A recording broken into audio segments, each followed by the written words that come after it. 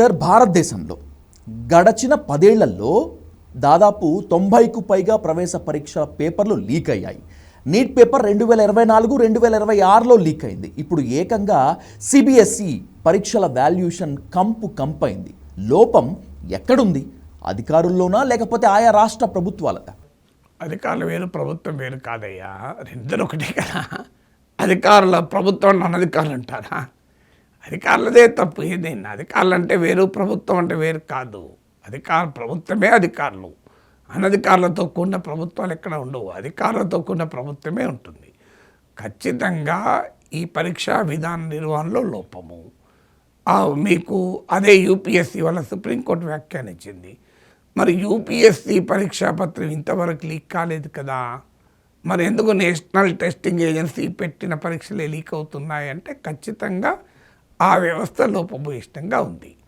దాంతోపాటు highly centralised exam పెట్టడం వల్ల ఏమవుతుంది అంటే దాని లాభాలు దానికి ఉండొచ్చు. ఒక్కచోటే పేపరు బాధ్యత ఉంటుంది, 20 చోట్ల ఉంటే ఎక్కడో చోట లీక్ అయ్యే ప్రమాదం ఉంటుంది. కానీ అదే సమయంలో భారీగా ఉన్నప్పుడు ఏమవుతుందంటే సెంట్రలైజేషన్ అనేది మేనేజ్మెంట్ డిఫికల్ట్ చేస్తుంది. మీకు స్టేక్స్ పెరిగిపోతాయి, నష్టం కూడా పెరుగుతుంది. ఇప్పుడు నీట్ కాక ఎంసెట్ అయి ఉంటే ఒక రాష్ట్రానికి మాత్రమే నష్టం.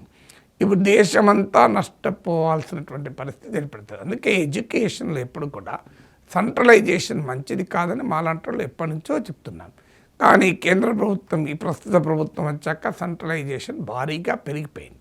దానికి తోడు ఈ పెన్ అండ్ పేపర్లో ఎగ్జామ్ పెడతారు.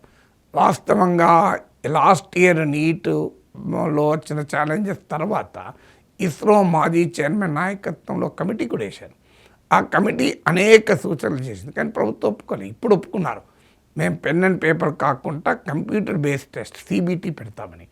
ఆల్రెడీ మనకు ఇతర ఎగ్జామ్స్ సిబిటీలో ఉన్నాయి, మరి దీనికే ఎందుకు పెడతలేరో ఎవరికి అర్థం కాదు.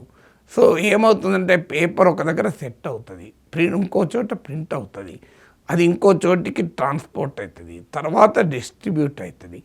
ఈ ప్రాసెస్లో ఎక్కడో ఒక చోట లీకేజ్ అయ్యే ప్రమాదం ఉంటుంది.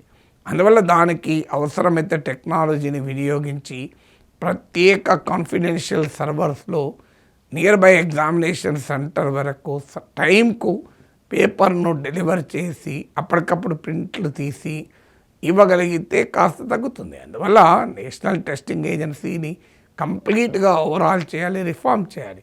కేంద్ర ప్రభుత్వమేమో తమ సంబంధం లేకుండా, అంటే పరీక్షపై చర్చ అంటూ ప్రైమ్ మినిస్టర్ ఎగ్జామ్స్ టైంలో పిల్లలతో మాట్లాడుతుంటారు, న్యూ ఓటర్లను, యంగ్ ఓటర్ అట్రాక్ట్ చేయడానికి. మరి ఈ పేపర్ లీక్స్పై చర్చ ఎందుకు పెట్టారు ప్రైమ్ మినిస్టరు అంటే ఆన్సర్ లేదు.